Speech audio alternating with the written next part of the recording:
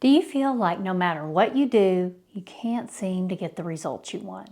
You compare yourself to other women your age who seem to effortlessly stay fit, or even compare yourself to your younger years.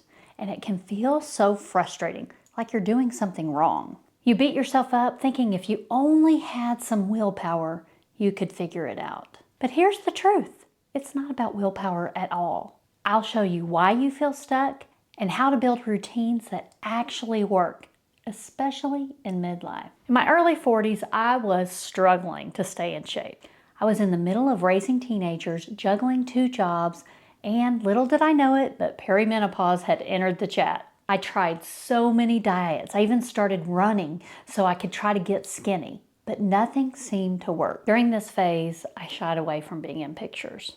I was the one behind the camera instead of in front of it. I didn't want to see that version of myself that felt like a failure. I thought of myself as a smart person, that I could figure things out in all other areas of my life. But figuring out my health felt impossible. And then one day something clicked. I realized all those diets and workouts and resets that I was trying weren't actually the real problem. But what was? That's what I'm about to tell you. First, let's talk about what's really happening. Hormonal changes during perimenopause or menopause can wreak havoc on your energy levels, your sleep, your metabolism, and even your ability to focus. It's not just you, it's biology. On top of that, we carry expectations, whether from comparing ourselves to other women or even our younger self. You might think, I used to be able to do this. Why can't I now? You might notice that your waistline's expanding despite not changing anything you eat. In fact, might even be eating less. And you notice that it takes a whole lot more work to maintain your stamina and your strength. And sleeping used to feel like such a luxury. And now it feels like work. But here's the truth. Your body, your life, and even your priorities have changed. And that's okay. You've changed, so your strategy needs to change. And let's address the elephant in the room, willpower. We often think if we could just be more motivated or more disciplined, everything would fall into place. But willpower isn't like a magic switch. It's like a battery, and it drains quickly when we rely on it for everything. That's why burnout happens and why diets and those strict plans don't last. I know personally I've quit more diets than I care to count. I got tired of all the food math and white knuckling my way through all these programs. I just needed a simpler approach because I had enough on my plate already. And that's when I realized the real issue isn't lack of willpower, it's lack of systems. Routines, not willpower, not motivation, are what create lasting results. When you have systems in place, you don't have to rely on fleeting energy or even feeling like it. You just show up, follow through, and the results will come. If this sounds too easy, hold on, I'll show you how to do it. Before I get to my 3-step framework and how to build a routine, if you're ready to stop spinning your wheels, grab my free habit guide below. It's packed with simple, actionable steps to make routines stick. Or if you want more personalized help, book a free call with me. I'll link everything in the caption. After years of dieting, I finally felt like I had a good handle on nutrition. Most diets agree on a few things.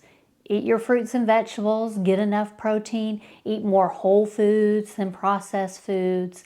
And I understood that, but I couldn't make it stick until I figured out how to make new habits stick. That's where we get to my 3-part framework. Now, the first step you've heard countless times if you watched any of my videos, and that is to start small. And I mean ridiculously small. And I get it, once you get to this menopause era and things start changing, you want results quick. But that doesn't work as well anymore. So we're going to take it slow and steady.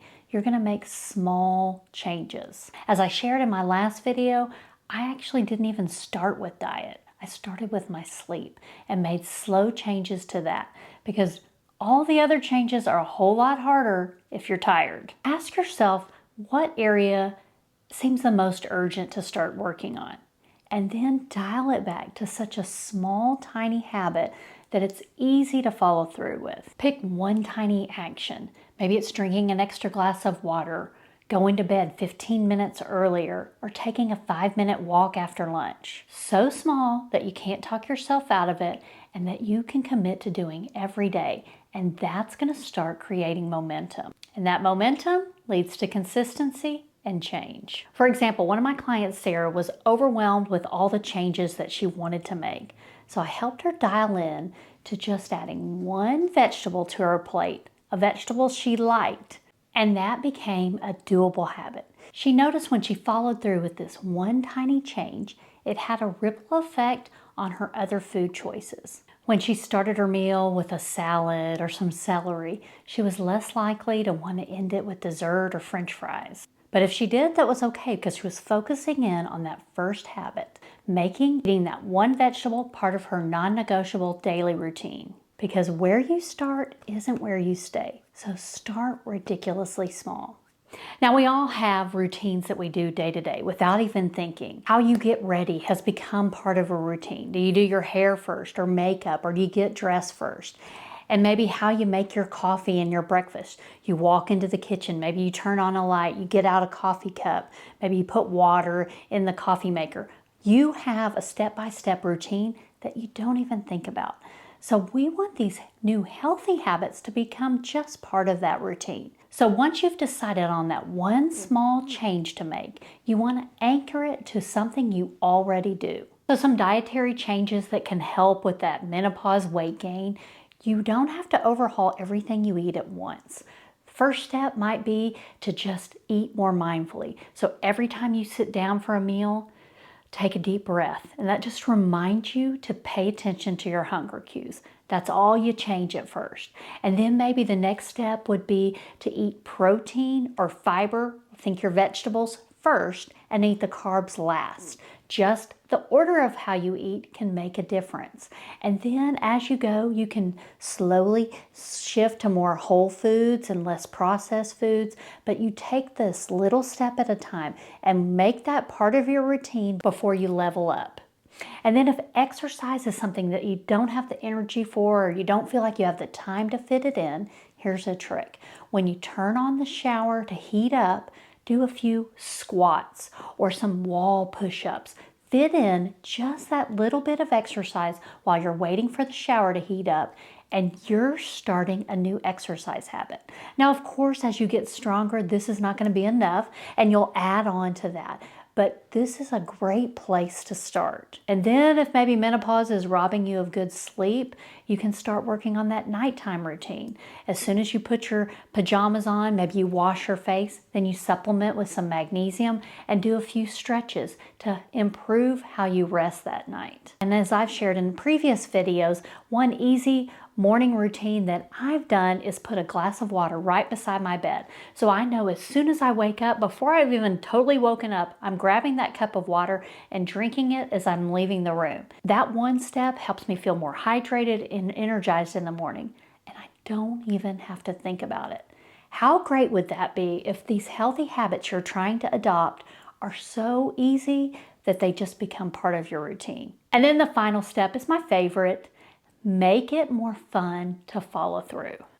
You're not going to start with things you hate. That's why I didn't tell Sarah to eat vegetables that she hated. Any diet that made me eat green beans was never going to last because I don't like green beans. But you want to start with those easier things. You hate running? Don't run. Just take a leisurely walk. You don't like to cook? Start ordering healthier choices at restaurants. You want the least amount of friction in starting these habits. So how can you make them a little more fun to follow through? Maybe listening to some fun music or a great podcast as you go for a walk in the neighborhood. Maybe enjoying a really good restaurant salad will help you enjoy those vegetables more. You want to enjoy the process along the way, and it'll make you want to follow through. My client Shauna had a great idea. There was a Netflix series that she loved. So she made a promise to herself that she would only watch it while she was on the treadmill. So she started looking forward to getting on the treadmill and walking because she wanted to find out what happened next in the show. Small tweaks like this can make a huge difference. How can you make it such that you look forward to following through on this new healthy habit? When you figure that out, it becomes a whole lot easier to follow through. I enjoy that first glass of water. I enjoy taking a walk and listening to a podcast. Those are things that I enjoy doing, so it's a whole lot easier to talk myself into it on those days I don't feel like it. You don't have to stay stuck. What if this year was the year you nourished your body back to health? Pick one tiny habit that you can sneak into your daily routine. Start there. Your future self will thank you for starting small. If you're ready to take these ideas to the next level, don't miss the final video in this series, how to actually start a healthy lifestyle in 2025. It'll be here when it's available. You deserve to feel amazing in midlife and beyond.